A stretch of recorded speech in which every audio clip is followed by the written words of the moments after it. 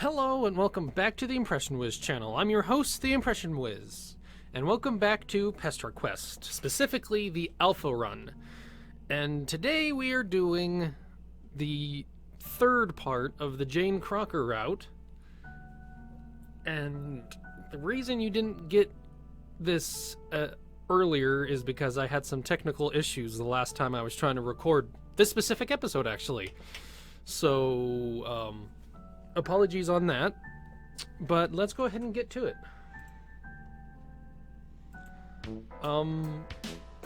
So the last time, if I remember correctly, and this is like the second time I'm going through all this now, but the last time we went to practice some self-care, and we baked a cake with Janie, but she let us borrow her tiara top.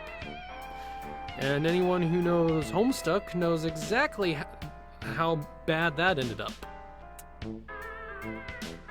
And for those that don't, basically just brainwashing. That's all you really need to know. You can actually check that out in the last episode anyway, but... Anyway, we're going to solve a mystery today.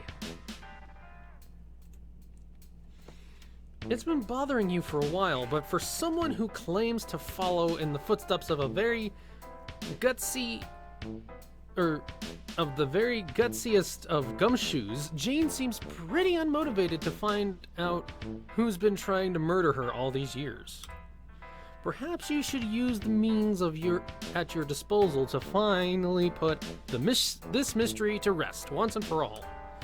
You suggest to Jane that maybe you should try to ascertain who the parcel was sent by? By whom was the parcel sent? What? Grammar is silly. It's very important. Her voice is going to be all over the place this time around because I'm like rereading this. Of course. Oh, of course. You suppose you agree with that. After all, this is a text-based medium, and shoddy craftsmanship can only ever obscure information. I will reiterate this, though. Just like how I couldn't even freaking read some of the other ones when playing through it. Oh, and just thinking now, Roxy's going to be terrible, because it's going to be full of spelling mistakes and slurredness. But we'll get to that when we get to her. Proper adherence to linguistic conventions is of the utmost importance, ensuring the conveyance of salient details in a timely and comprehensible manner. And I know I'm sure I messed one of those words up. But damn it, Jane, now is not the time. You got a case to solve. Yes, all right, but what exactly are you proposing that we do?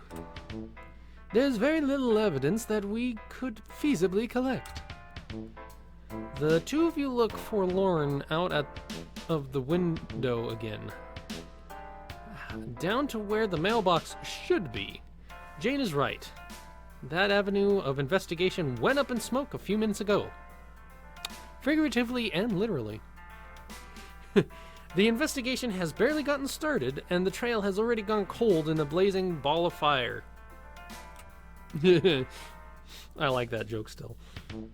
I'd suggest asking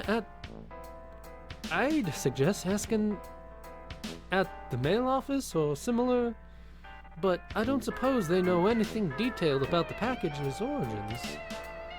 It's not like regular mail workers have access to that kind of information. To make matters worse, the mail is one of the few public services Crocker Corp doesn't partially own. Excuse me. So I wouldn't be able to pull any strings. I don't suppose there was anyone watching at the time the bomb was placed either. You have to admit the possibilities seem somewhat remote, but that gives you an idea. If there aren't any witnesses to hand, why not make them some yourself? Wait, bribe someone to falsify testimony or similar? That's certainly a novel way of going about it.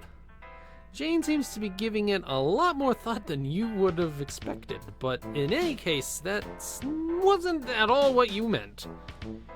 You explained to Jane that, far from merely being able to transportalize between any two physical locations, you also possess the ability to time travel to any point in the past or future. And apparently, dimension hop, because technically, is it a timeline hop? Is it a, dimension hop? Because technically, Jane, Dirk, Jake, and Roxy are all in an alternate universe, technically. Not necessarily time, because technically, Janie is in the same timeline John was, but John was pulled back in time with Okay, that's hurting my head. Blah. I didn't go into that last time, but I figured might as well this time. But basically, I still don't know how exactly to do that. Not to be rude, considering that you did just save my life and everything, but that does not sound more than a little far-fetched. Jane seems pretty skeptical about this. Like she is in the, webcomic Homestuck itself, and Roxy says she's from the future and has to prove and blah blah. But you honestly can't be bothered to work through all of her personal misgivings about belief and the feasibility of time travel right now. You've been through this with more than a dozen people already. You decide to take a more proactive approach. Seeing is believing, after all. And that's about the only way she can seem to believe things. Anyway, you grab her wrist and zap back in time. Zam. Jane, meet past Jane. Jane, meet future Jane. You trust that this will suffice as evidence. I don't... Alright, moving on. Zam. You appear fine next to the bush that you hid behind earlier, and take refuge in it once again. A conveniently abandoned wristwatch on the ground nearby indicates that you have traveled an hour in the past. Okay, that's something I didn't touch on because I was kind of tired and actually was rushing to work at the time, but why was there a wristwatch just abandoned there? Why do I have a feeling like that's going to be placed in the future for the past for this to happen? Specifically. Okay. Time travel hurts my head. It always will. No sign of the white cat yet.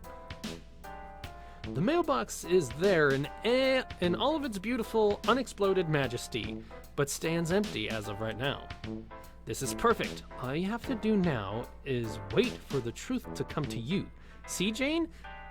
Isn't this exciting? Jane? 911, what's your emergency? Please note that misplaced apostrophes on shopping signs do not constitute an emergency. Anne. Lalonde, help! I'm stuck in the past. Lamau, yes. What did that tip you off? Was it the fact that nobody else talks like it's the 1920s? What? No! I mean this entirely literally. I am quite literally stuck in the past in a temporal sense. Oh my god, wait, really? Who told you that? Was it TT? I bet it was TT. Yoinking my thunder. Strider! No, you're not listening to me. I've been transported back in time by a mysterious entity who recently saved my life from yet another ridiculous assassination attempt. Oh, okay. I'm just going to apologize for any bad voices for the females, and also possibly bad accent for Jake in the future, thinking about it, but yeah. Anyway. Damn, false alarm, I get. Yes, wait. GCat can time travel now?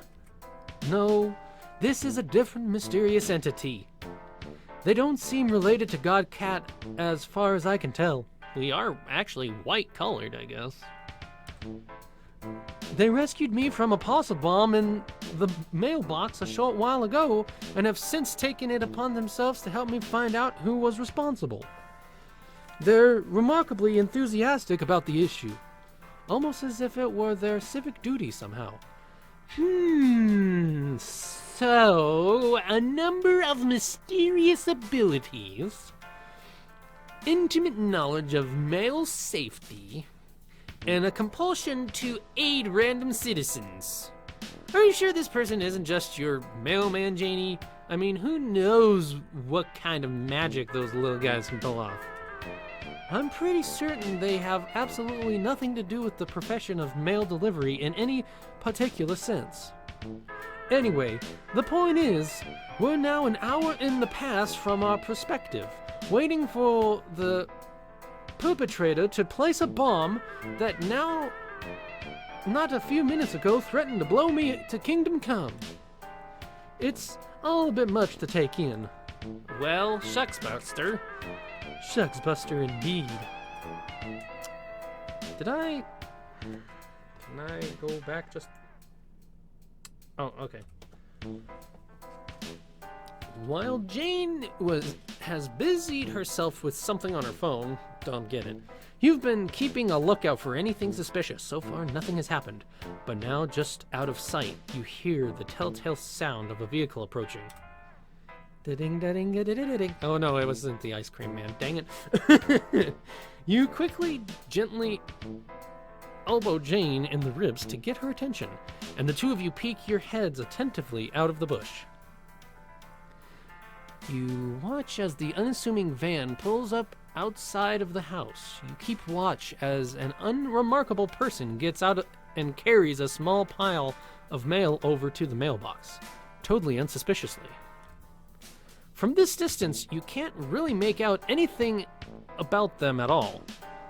This isn't nearly as helpful or informative as you hoped. This is no good. We can't see anything from all the way over here. I think we might have to resort to one of those more advanced tactics in every detective's arsenal. I propose that we accost this delivery worker, tie them up, and then scrupulously interrogate them for any information they might have. You guess that would work? Jane seems remarkably unconcerned with the ethical qualms inherent in assaulting a public servant. And at some point you would have found this extremely alarming, but after a few months on Alternia, you are so accustomed to this kind of thing that the thought of actually disagreeing doesn't even occur to you. Jane gets into position to lead the charge. You reach your hand into a tear in reality, rummaging around for a moment and retrieving a long length of rope from somewhere into Rezzy's hive. Hopefully she won't miss this. Again, I'm gonna... a noose, basically, is what he grabbed. Dang. You muster a quick prayer of apology to the guardian deities of mail workers everywhere, and then... Now! The two of you leap from your hiding spot and tackle the hapless stranger just as they are about to climb back into the van. Have at you! Jane is brandishing her trusty spoon as threatening as any sword. The poor defenseless postman is taken completely by surprise and topples to the ground. You quickly tie their arms and legs, and then zap all three of you back to the side of behind the bushes again. Then Jane sets to work. She fixes her captive with a cast iron stare. Cast iron hurts, so yeah. And with ruthless efficiency begins to rattle off a relentless stream of astute and insightful questions. Her tongue is like a whip, beating her quarry into submission. You watch in silent horror as she verbally dismantles this unfortunate soul, piece by fearful piece. It's like watching a dozen interrogation scenes from a dozen gritty crime dramas and noir detective flicks all at once. Excuse me. She pretends to smoke an invisible cigar at one point, seemingly without noticing at all. You don't even have words for what she does with the spoon. That scares me. When Janie finally pauses to catch her breath, the nameless and faceless courier manages to choke out a few words and spills the beans. It is a scant few beans, you are sorry to say. They say they don't know much. Hell, with the dame roughing them up like that, they can't even remember their own name. But they do remember the mysterious package, marked handled with care and addressed to the Crocker residence. They say they remember thinking that there was nowhere else the package could have been headed. With a surname like that, it was only fitting. You know, with the big red spoon on the side of the box and everything. Jane doesn't say anything else. She just stands up and unties the prisoner. They are free to go. You flash them a look which you hope says something like, "I'm sorry for helping this distressed teenager tie you up in order to satisfy her curiosity, and I appreciate your ongoing public service. But you've never been great at nonverbal communication." I mean, basically we're just a circle with a face, but I guess that is emojis technically. A notification rings out from Jane's phone. Perhaps chatting to a friend in this trying time will offer her some comfort. You wander a short distance away, allowing Jane some space and to process what happened. You've learned the hard way that privacy is a fundamental right that should always be respected. How goes the investigation? Did you threaten a retail worker or something like that? Oh my god, Janie, you didn't you? God dang it, we've talked about this. Jane, are you okay? No. I can't believe that I'm typing this. The company, my company. It appears that they were the ones who sent the bomb. Okay. You were right about them, I suppose. You're being serious right now? You're not like pranking me super hard for that mega lols? For that mega lols? No, of course not. I'm hardly in a joking mood. Jane, this is great. What? You finally pulled through. The Batter Witch had the wool cover over your eyes, but no more. I'm so happy. What? No, this is awful. Oh, right. Of course, what I mean was that... Will you please just stop talking for a second? I can't think with your endless ruddy-faced blithering all the time. Let me get the southern back in there, not trying to do like British. Because I'm not, actually. I nearly died for the upteenth time this morning, but survived only to have my entire worldview start to collapse before my very eyes by way of some mysterious time travel magic. Jeez Louise, this is easy for you? In fact, this must be Christmas. And birthday come early for all three of you. You finally got what you wanted, which was to prove me wrong.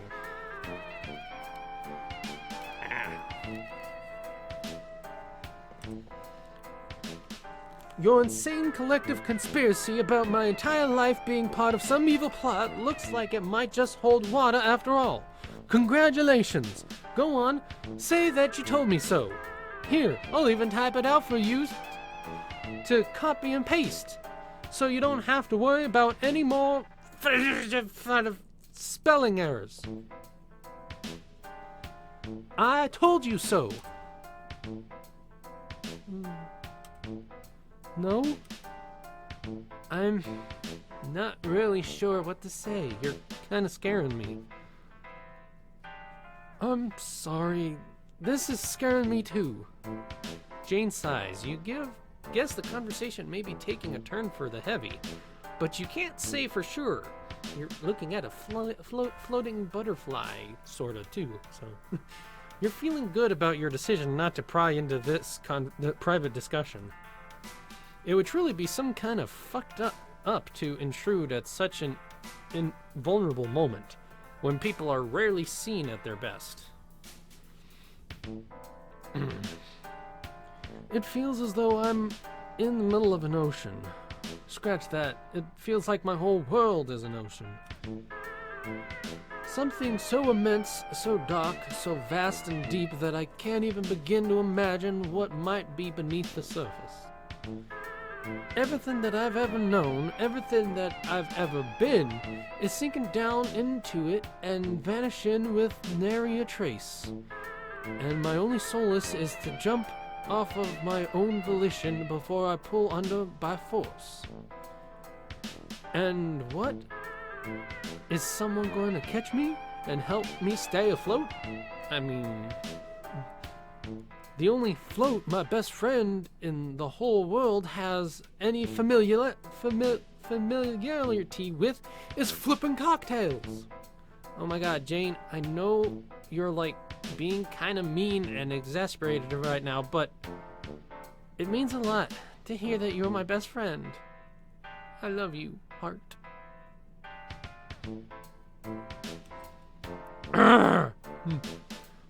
Roll out, please. I'm only trying to express the depths of my existential confusion over here. The ocean, Lalonde. The abyssal, infinite ocean. Can you even imagine what that's like? On second thought, never mind. This whole analogy is contrived and nonsensical and couldn't possibly have any emotional relevance to anyone. It'd probably have a better sense on the ferry, but another sigh. God, I'm sorry. I'm not handling this well at all. I mean, to be honest, no. But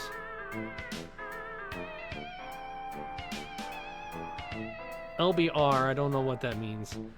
I don't know what precise arrangement of emotional response would even realistically qualify as, quote, handling this while. Fish pun for topic appropriateness? Like, I get I had, like, this whole plan for how I'd get you to accept the truth, and it would have worked, because let's be real, I'm a fucking genius. But also, I'm pretty sure that it would have involved blowing up a whole bunch more shit. Or at least mega escapades. How about shenanigans? Oh, you know it. Shenanigans out the ass. The point is, I knew that it would be hard. Maybe hazardous to our relationship and or physical health, but I knew that you were worth it. And also, for what it's worth, I don't give an effing fuck about dunking on your ass. None of us do. Did somebody say dunking on somebody? With a third and final huff, Jane slumps down on the ground, visibly deflated. All the tempest and fury is gone out of her. And now she's just sitting and gazing glumly at the wall of bubblegum pink on her screen. She seems utterly miserable. You want to comfort her, to offer solace and friendly counsel in this trying time. There comes a moment in every teen's upbringing when she realizes that the global spanning multi-billion-dollar corporation, which is her birthright, has also been responsible for some pretty shady and heinous nonsense, including multiple attempts on her own life. It's just part of growing up. And I read that kind of goofy because that's not how it actually goes, but... Excuse me. But somehow you just can't find the words And maybe it's not your place to comment anyway. Before you can think of something to say, Janie shakes her head and starts typing again. Alright, that's enough sitting around feeling all forlorn. I'm feeling pretty okay, actually. Okay, actually. No, me. I'm talking about myself. This new reality is one that I simply have to accept, whether I like it or not. And it's not good to be being glum about it, especially not if it leads me to mistreating my nearest dearest friend. My nearest and dearest, blah blah blah. So I'm not going to be the leader of a worldwide mega corporation. Big deal. There are better things to be applying my savvy towards. The friends who have my back, for instance. Oh my god, Janie, I love this new enthusiasm. I'm loving it. Blah, blah, blah. I understand I've been remiss in my duties as of late, but that ends now. Where once I had a duty to my heritage, now I have a duty to those who care about me. The call of leadership comes from elsewhere. Oh my god! Yes, these words you're typing, meaningful and full of poignancy. Janie strikes a pose that looks at once determined, bold, fearless, and resolute, and all while still furiously typing away on her mobile. I mean, dang, she can type with one thumb really fast like that? Dang. It just goes to show how hard she must be trained for a moment like this. And so, for my first act as a responsible friend with eyes unclouded by the sugary haze of a manipulative baking empire, I say that it ends here. The game in which we've been pawns for years stops today. Yes, hell yeah. Yes. I think I've rather gone off the idea of games altogether, haven't you? Specifically, the game. Hell fucking yeah. Wait, what? The Alpha.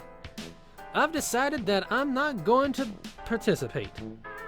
It's a Crocker Corp product, and it's clearly part of some grand evil scheme or another.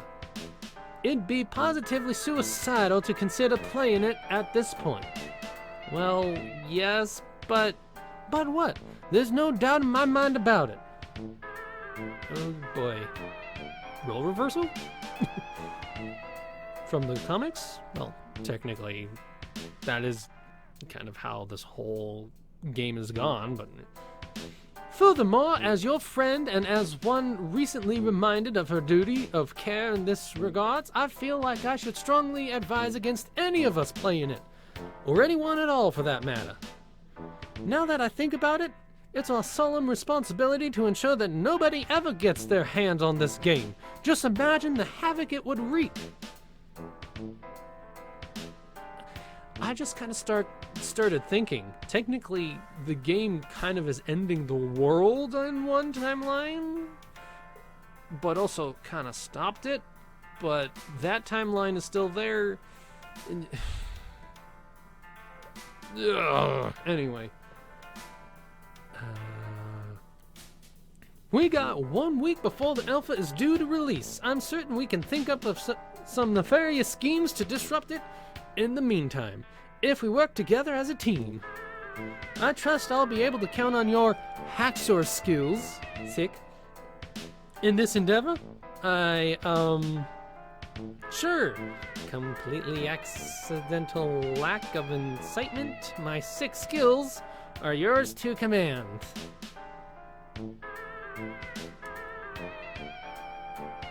I knew it. You're the best BFFC one could ever hope for. Heart. Jane clears her throat, pockets her phone, and seems to have reached some kind of conclusion. That chat looked from the outside like it was one huge emotional journey from start to finish. You're glad that Jane seems to be feeling better for having had it, whatever they end up talking about.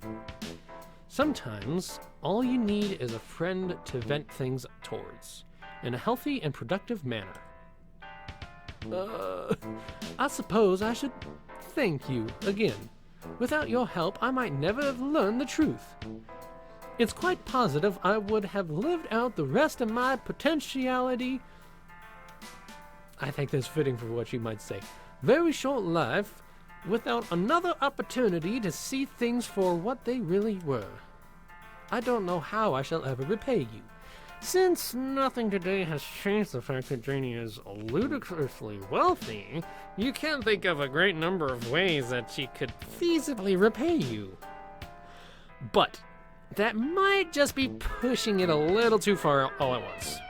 So instead, you effortlessly spin some yarn about this being what friends are for, and so on. It's a speech you've given many, many times before. Oh! I've depended on you for a great deal, but now I think it's time to forge my own path, and under my own steam. I'll show the world that Jane Crocker can accomplish with naught but her two bare hands. Now, if you'll excuse me, I have an existential crisis to avert. Existential crisis. Or yeah. Well, and that's that. I'm really hoping this actually works this time. And if you are seeing this and you hear that, pay it no mind. But I want to thank you guys for watching this video. If you liked it, please put a like on the video. If you want to see more of my content, first off, subscribe, and then ring that notification bell so you don't miss any time I upload. And I will say, if you want to see more of Pester Quest, go ahead and check out the playlist. It's actually in order from the very first one that I played to this episode, so go ahead and check that out. And as always, I will see you next time. Have a good day, everybody.